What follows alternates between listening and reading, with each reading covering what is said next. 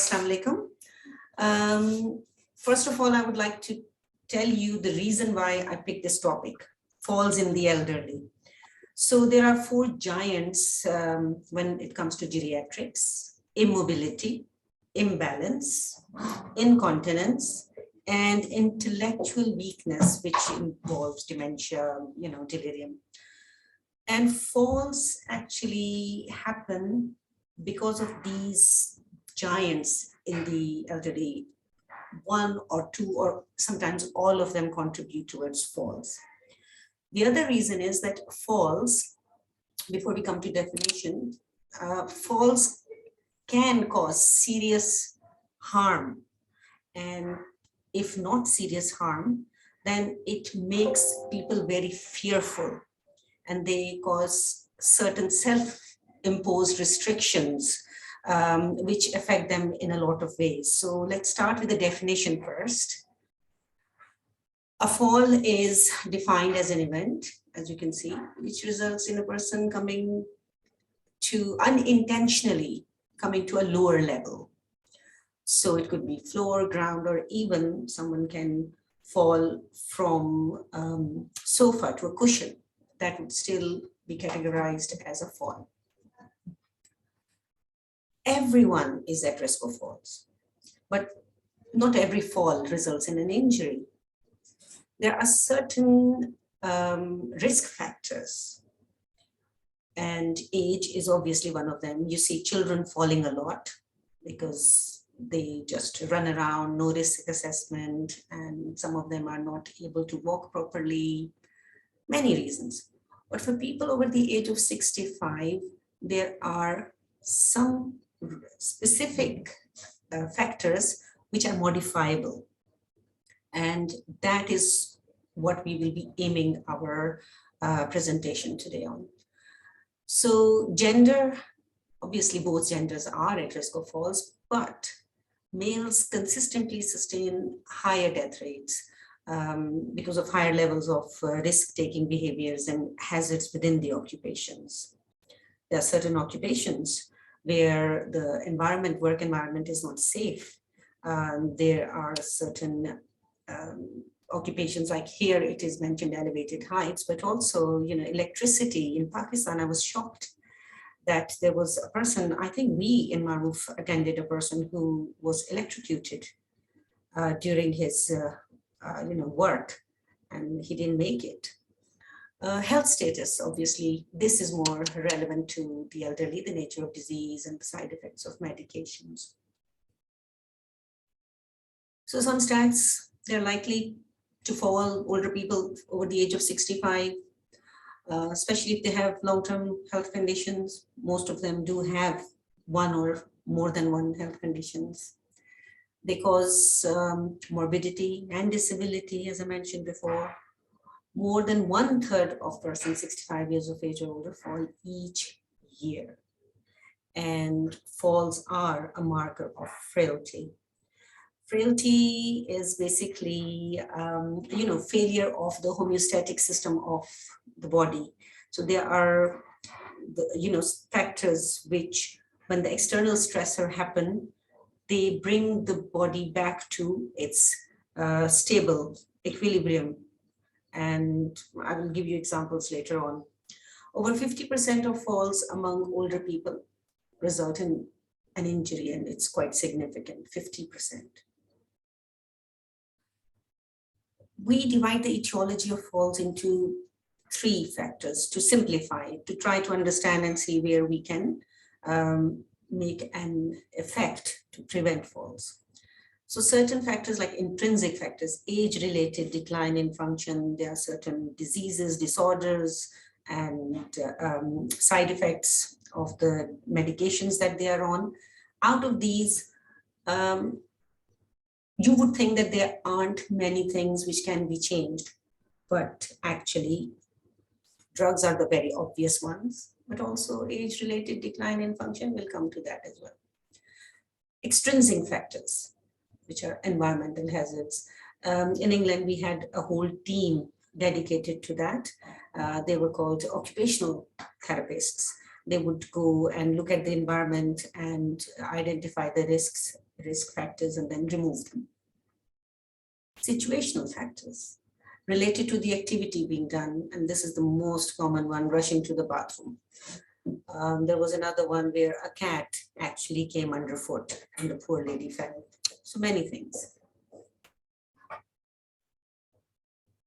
So medical disorders like heart failure, Parkinson's, dementia, infection temporarily can make a person prone to falls.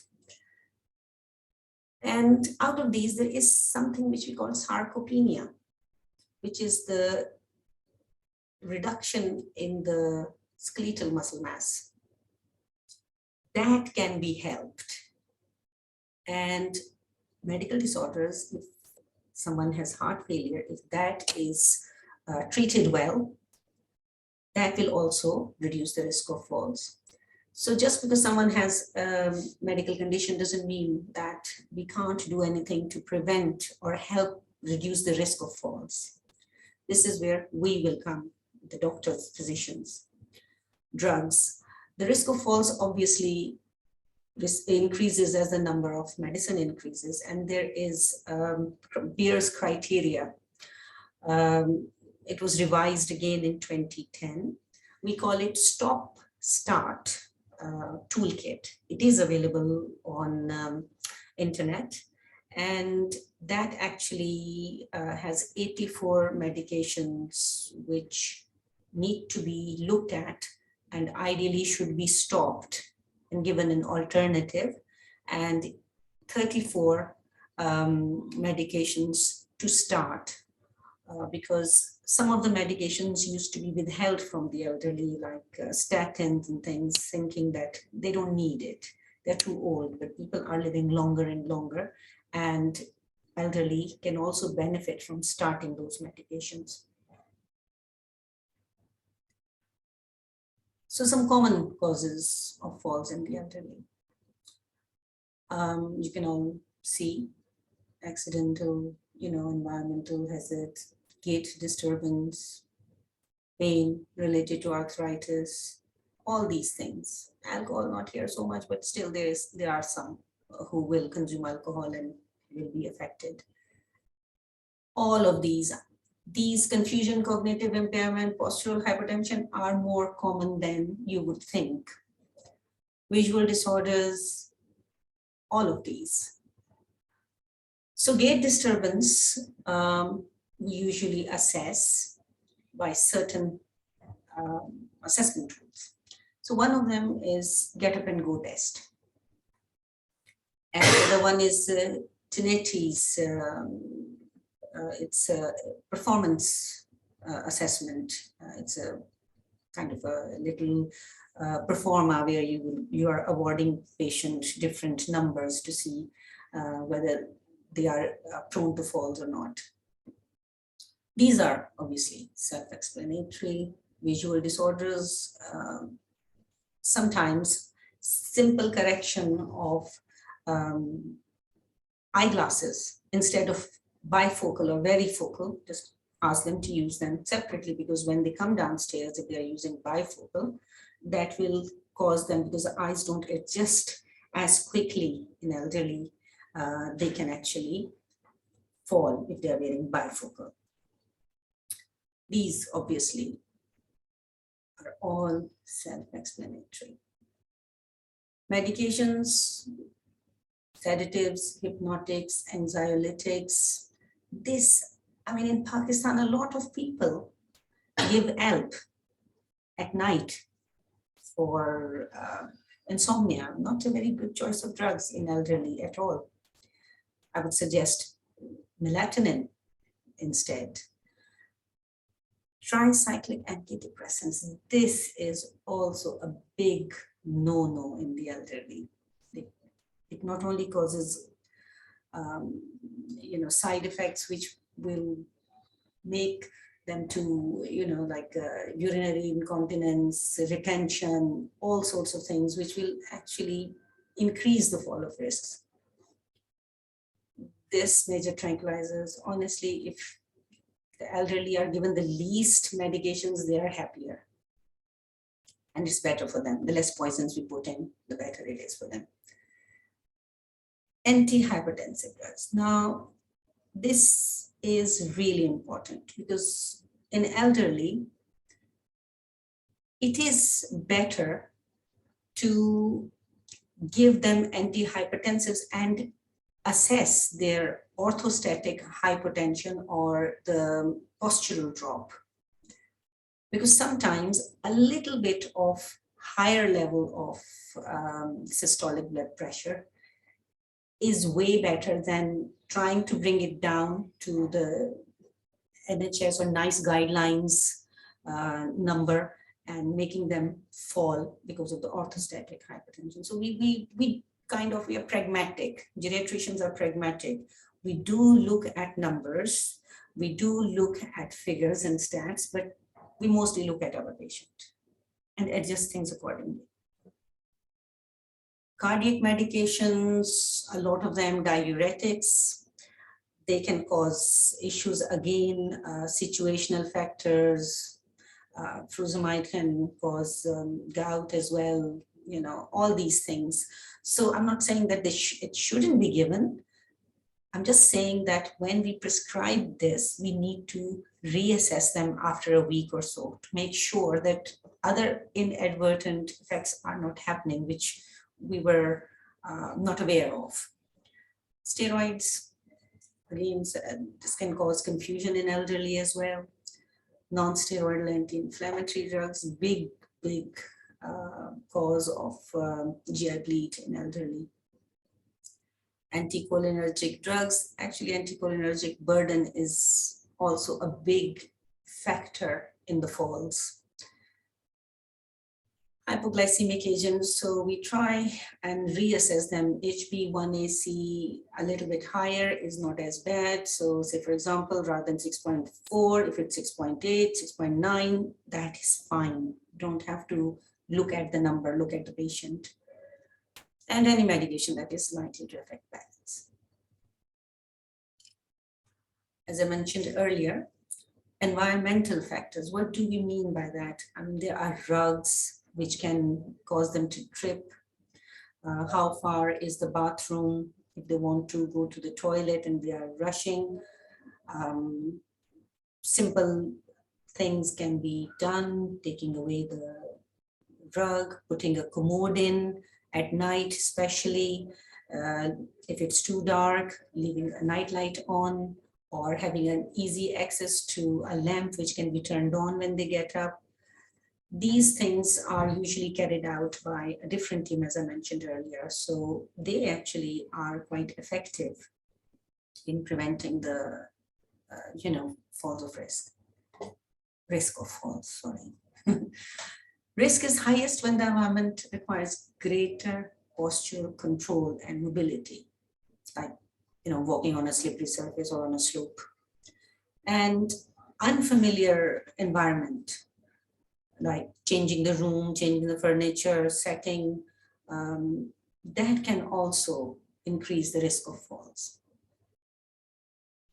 And again, we keep on coming back to situational factors. This happens not only to elderly, but people who are not elderly yet. Examples are walking while talking or being distracted by multitasking and then failing to notice an environmental hazard.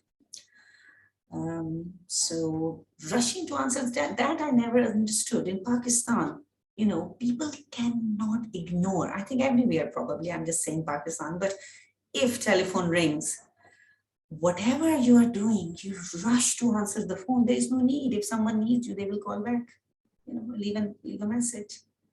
But it's difficult to, change the habits.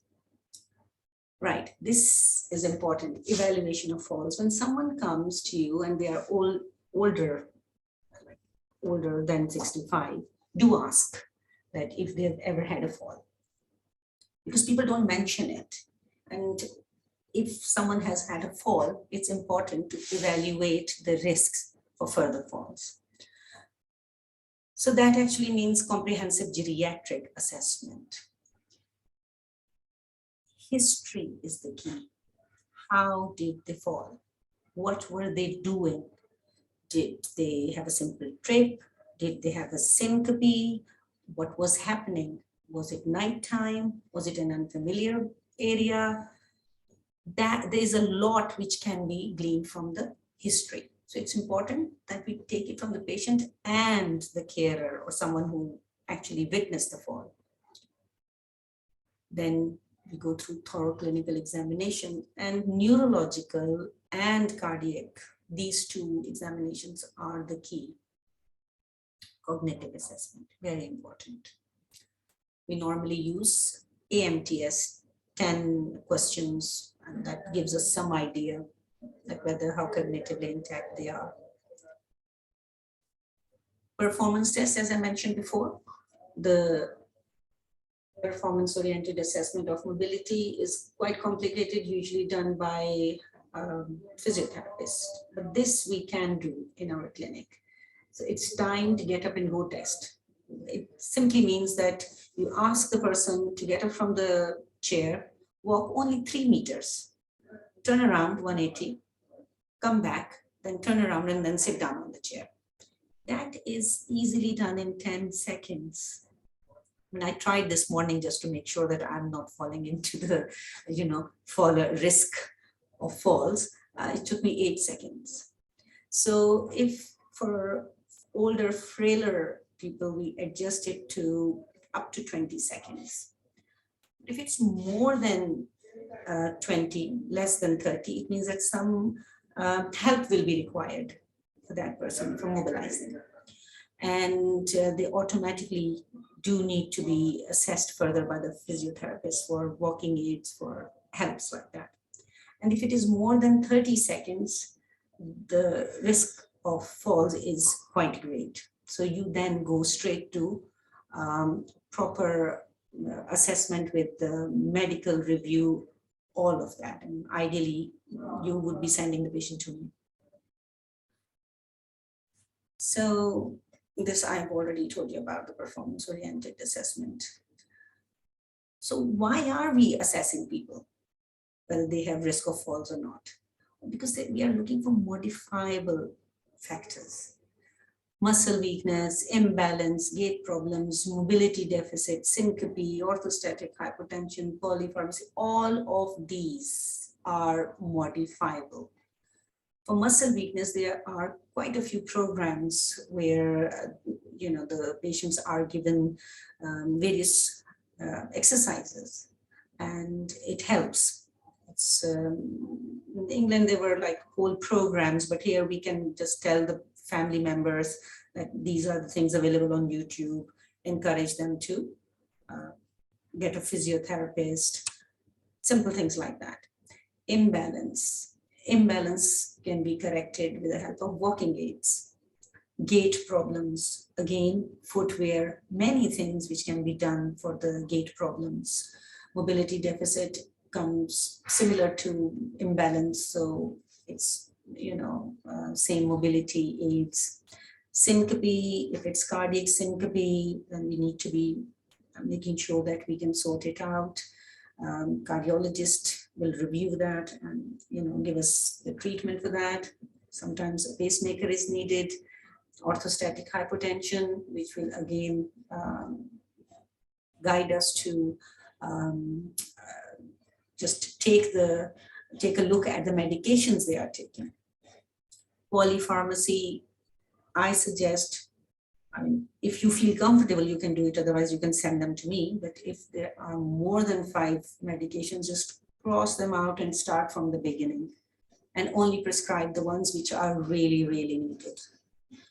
Psychotropic medications, I think there is a lot of abuse here. A lot of people start patients on psychotropic medications without a proper review afterwards. And that any psychotropic medication will require a review and a follow-up. Decreased health, frailty I told you about, and incontinence. We do prescribe medications. Normally medications should come first, but people are very averse to taking medications in our Pakistani population, but that will help. if unsure, as I say, send to me or to a urologist or a gynecologist. They can all deal with this issue. So there are no standard diagnostic, evaluation to find out what caused a fall. Again, history and examination is going to guide us. But certain things like CBC for anemia, leukocytosis, because a lot of the patients who come with a fall actually have a subclinical infection. Blood glucose for hypoglycemia or hyperglycemia. A lot of people don't know whether they are diabetic or not. People don't go for their routine annual checkups. Electrolyte measurement, dehydration, tests such as ECG. ECG, I think, should be done in every faller, and we should be looking for the QT interval, seeing if there are any blocks. Sometimes there is a trifascicular block, very obviously on the ECG, but it is ignored. That is also an indication for pacemaker if the patient is falling, and fall is a symptom for heart block. So these ambulatory cardiac monitoring, echocardiography is only when a cardiac cause is suspected. Then on the basis of history, further tests and imaging are recommended. This is falls assessment. So if someone has fallen and then developed neurological findings, we would recommend not only the CT head, but also CT neck. So prevention of falls, physical therapy, exercise, medical management, occupational therapist, and assistive devices. This I'm not sure, I haven't seen them in Pakistan, but they are very useful. If someone falls, they're unable to get up, then they can ring an alarm. There's usually an alarm provided in England and other areas. So this I don't think is very relevant for Pakistan. So in summary, falling is a common event in elderly. These falls may result in considerable morbidity or serious injury. A lot of the time they self-impose restrictions on their mobility. They get fearful, we call it post-fall syndrome.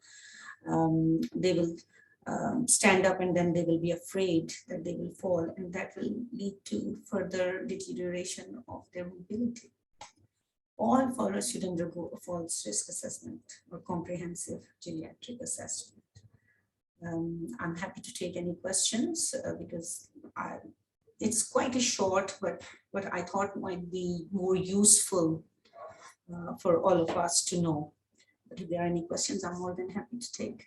Thank you.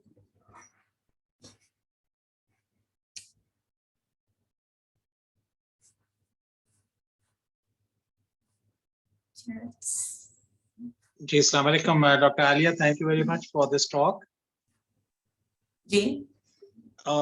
Just wanted to, I guess that I missed the first portion. There was a patient here, but in general, people who are at risk for falls, do they necessarily need to have some underlying neurological deficit, for instance, a previous stroke and all that, or just people who are simply frail are also at risk for falls? And so how do you deal with the ones who are frail?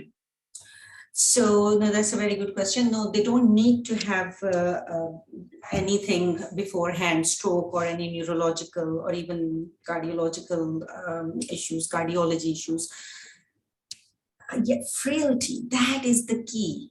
So for frail people, how we address is it's multifactorial. So we put in place various things. We identify what is leading to a fall. That is why the comprehensive geriatric assessment is important. Sometimes, because of the frailty, when an infection happens, temporarily, they are at higher risk of falls. You treat the infection, they become back to their baseline. But once you've seen someone fall, it is very important to guide them that how to, to pace themselves, not to rush, to have mobility aids, to have someone, someone who they can call if they fall. Assessment is quite comprehensive. I mean, it's difficult to assume that a frail person will be just frail. There are usually other things which lead to them being frail. And addressing all those is important. Very simply, check the medications they are on. We make sure that all the background medical conditions are addressed properly. We review the medications, we see their mobility and gait and advise accordingly. People can be so much better with a walking stick, but there is a stigma attached in Pakistan. It was so difficult for my mother to start, using a walking stick. But with perseverance, I have moved her onto a walking frame, and she's a lot safer, and she's now enjoying her newfound freedom of mobility. So, Absolutely. this is important that we assess them and also educate the patient and the carers. In geriatrics, most of the geriatrician's job is communication with the family and the patient and counseling them and telling them that just because they've become old doesn't mean that they don't want to do things. I've got a patient, she's got multiple problems. She's on long-term oxygen as well. And she was getting quite depressed because she was always in her room. So I said, look, just because she has all these problems doesn't mean that she doesn't want to go out, doesn't want to, live her life. And so the family sent me a little video where they were taking her for a walk, or she was on a wheelchair, but she was enjoying it, So it's counseling, seeing where something can be done. It's all about enriching their life as well. Just because they are at risk of falls doesn't mean that they should stop doing everything and just stay in bed. Yeah, I think another comment. Thank you so much for clarifying that, because we are particularly sensitive in the dialysis unit regarding falls, because our patients, they may get orthostatic after dialysis and all that. But one of the things that recently the hospital fixed, which I think perhaps is a great leap for mankind and for Maruf, is they fixed the floor, and the floor was unstable in several different parts of the dialysis unit. Even the doctors were at risk of fall, and let alone the patients, poor patients. But once the floor was fixed, I think that itself is so important. And I know that in front of the ICU at one time, the floor wasn't in good shape also. I'm not sure if it's fixed or not, but the dialysis unit certainly is now less of a risk for our patients, because it was mostly iatrogenic, because the floors hadn't been fixed in 10 years. Yeah. Thank you so much. This is what we mean by environmental factors. I mean, someone is, mopping the floor and people are going past. So it should be, here they do have those little signs. But these little things, actually, they can contribute. And once someone falls, they develop the fear of falling. That is quite disabling. So we should try to prevent. Thank you. Aliya, thank you very much. Wahid here. I think this is a very, very important topic in terms of not prevention, but also the treatment. You mentioned the CT C-spine along with patients who have CT brain. I think it's very important, and this is in line with the guidelines from the Royal College of Emergency Medicine as well, because many times we just focus on the brain itself, but sometimes because of the frailty and osteoporosis and other things, cervical spine is missed quite often in these patients. So I think this is a very good point, and just an emphasis that these patients must have a CT C-spine as with the CT brain.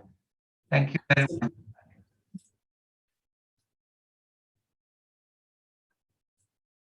Hello? Yeah, that's it, is it? Thank you very much, Aliya. Thank you. Okay, thank you. Oh. Okay, bye.